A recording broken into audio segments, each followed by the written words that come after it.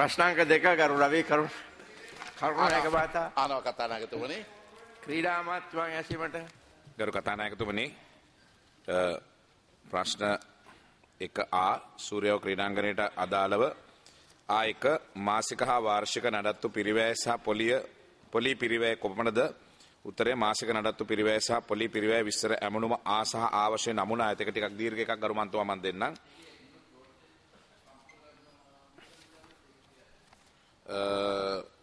ඒක මාස වශයෙන් අපි හදලා තියෙන්නේ ගරු මන්තුමා මාසෙන් මාසෙට ජනවාරි පෙබරවාරි අපි 2012 වර්ෂයේ හදලා තියෙනවා එහෙනම් වාර්ෂික කියන්නේ හරි 1,19,83,725යි ඊළඟට මාසික නඩත්තු පිරිවැය පොලි විස්තර ඇමුණුමා ණය ගැනුම් වලට ප්‍රාග්ධන වේදම් පිරිවැය කොපමණද ණය වශයෙන් ලබාගත් ප්‍රාග්ධන වේදම් ලයිබෝ දෙමසක් කාලයක් සඳහා සහ ඊට අමතරව 6% වාර්ෂිකව ඇතුළත් වේ එකේ 3A3 අපේක්ෂක මාසික ආදායම කොපමණද මෙම ක්‍රීඩාංගණයේ දැනට පවත්වනු ලබන්නේ ශ්‍රී ලංකා ක්‍රිකට් ආයතනයේ අනුග්‍රහකත්වයේ දක්වන ජාත්‍යන්තර ක්‍රිකට් තරග සහ එම ප්‍රදේශයේ සීමිත පාසල් තරග කිහිපයක් පමණයි බැවින් අපේක්ෂිත ආදායමක් නැත ආ සූර්යව ක්‍රිකට් ක්‍රීඩාංගණයේ ව්‍යාපෘතියේ ණය අපසු ගෙවීමේ කාල සීමාව කොපමණද 2011 ලෝක කුසලානය සඳහා සූදානම් කළ ක්‍රීඩාංගණයේ ත්‍රිත්වය සඳහාම ණය මුදල් ලබාගෙන ඇත්තේ එක් වැය ශීර්ෂයක් යටතේය. එසේ ලබාගත් සම්පූර්ණ ණය මුදල ඇමරිකානු ඩොලර් මිලියන 8ක් මුදලක් 2015 දෙසැම්බර් මාස වන විට ගෙවා අවසන් වීමට නියමිතය. මීට අමතරව ණයක් වශයෙන් ලබාගත් ඇමරිකන් ඩොලර් 8 මිලියන 8 නියමිත මුදල 2017 පෙබරවාරි වන විට ගෙවා අවසන් වීමට නියමිතය. මෙම කාල සීමාව තුළ සඳහා මුදල් හිඟය කොපමණද ඉහත දක්වා ඇති පරිදි ඇමරිකන් ඩොලර් මිලියන 16ක මුදලක් ගෙවීමට ඇත.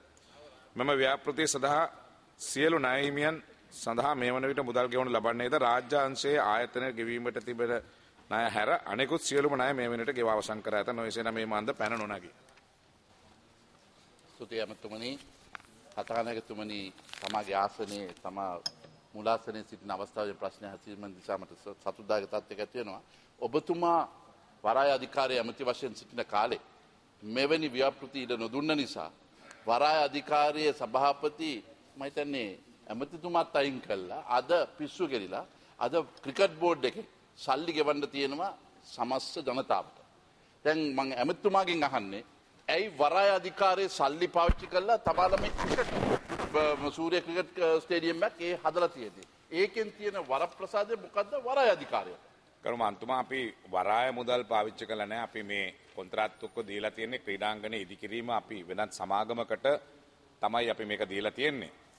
වරායත් එක්ක සම්බන්ධ වෙලා කටයුතු කරලා තියෙනවා. නමුත් දැන් අපි මේ ගෙවන්න තියෙන ණය මුදල පිළිබඳ කරු මන්ත්‍රීතුමා දැන් භාණ්ඩාගාරයත් ඒ වගේම භාණ්ඩාගාරයත් ඒ ආයතනයත් එක්ක අපි සාකච්ඡා කරමින් යනවා. අපි මේ පිළිබඳ අවසන් නිගමනයකට ඇවිල්ලා හෙට අනිද්දා වෙනකොට අපි එක ගෙවලා අවසන් කරන්න බලාපොරොත්තු වෙනවා. ඔබතුමා ඇමතුමා වශයෙන් නිගමනයට එන්න හැදුවට මුදල් අමාත්‍යාංශය කියලා තියෙන සල්ලි නැත. ක්‍රිකට් බෝඩින් කියලා තියෙන අපි ගෙවන්න අවශ්‍යතාවයක් නැත. ඒ සම්බන්ධයෙන් මේක අපට අවශ්‍යතාවයක් නෙමෙයි මේක ඉහළ බලධාරීන් අපට තල්ලු කරලා තියෙන ව්‍යාපෘතියක් කියලා. මම හිතන්නේ අපේ කතානායකතුමාත් එක පිළිගන්න අවශ්‍යයි. සම්බන්ධවට වැව් අවශ්‍ය අවස්ථාවක මේ වගේ ක්‍රිකට් ක්‍රීඩා අධිකරණ ස්ටේඩියම් ගහලා අන්තිමට අද දරා ගන්න බැරි වියදමක් ඇතිලා තියෙනවා. මේක ගෙවන්න තියෙන්නේ ඔබතුමා අයවැයෙන් අර වැඩි කරපු භූමි තෙල් ටිකට, පරිප්පු ටිකට, සීනි ටිකට ඕකෙන් තමයි ඔය ගෙවන්න හදන්නේ. මොකද ඒක කපාරින්න කියලා තියෙනවා. පැත්තකට වැරදි මතයකට මේක ගෙනියන්න යනවා. මේ ක්‍රීඩාංගන තුන අපි ඉදිකරේ හරි පොඩයි. හරි මම බාධා කරන්නේ නැහැ. නෑ ඔබතුමා මුලස්සනේ ඉන්න කතානායකතුමා මේකට සම්බන්ධ කරගන්න එපා. ඔබතුමායි මම මේ ප්‍රශ්න කතා කරමුකෝ. මේ ක්‍රීඩාංගන මම දන්නවා ඔබතුමා මොකටද සූදානම් වෙන්නේ කියලා. ඒ නිසා නෑ කතානායකතුමා හරි ඔබතුමා හරි ඔබතුමා මගෙත් එක ප්‍රශ්න ගරු මන්තුමා මේ ක්‍රීඩාංගන තුන ඉදිකලේ ඔබතුමා දන්නවා 2006 ලෝක කුසලානය සඳහා තමයි අපිට මේ ක්‍රීඩාංගන තුන ඉදි කරන්න සිද්ධ වුණේ. මොකද ආපු තරඟාවලි ප්‍රමාණයත් එක්ක අපිට ක්‍රීඩාංගන දෙකේ විතරක් කරන්න බැරි නිසා. ඉතින් ඒ නිසා අපි මේ ක්‍රීඩාංගන තුන ඉදි කිරීම තුළ අපි මේ ක්‍රීඩාංගන තුන ඉදි කරන්න යද්දී අපි ක්‍රිකට් පාලක මණ්ඩලයට මුදල් දැම්මා. අපි රජයේ මොකද මේ වර්ල්ඩ් කප් එක අපි ගන්නකොට ගරු මන්ත්‍රීතුමා රජය දුන්න කමිට්මන්ට් එකක් ගවර්න්මන්ට් කන්ට්‍රිබියුෂන් එකක් තියෙනවා කියලා. ඉතින් ඒ නිසා දැන් අපිට පුළුවන් මට්ටමින් අපි ක්‍රිකට් පාලක මණ්ඩලයෙන් මේ මුදල් ටික ගෙව්වා. ඉතුරු ටික අපි රජයෙන් අපි ඉල්ලලා තියෙනවා මේක ගෙවන්න. දැන් මේ මුදල පිළිබඳ අපි නෙගෝෂিয়েට් කරනවා. මොකද එස්ටිමේට්ස් පොඩ්ඩක් ගණන් වැඩි කියලා පොඩ්ඩක් සාකච්ඡා කරගෙන යනවා. දැන් අඩු වෙමින් යනවා ඒ ගෙවන්න තිබ්බ මුදල. අපි හෙට අනිද්දා වෙනකොට ඒක අපි ගෙවලා අවසන් කරනවා.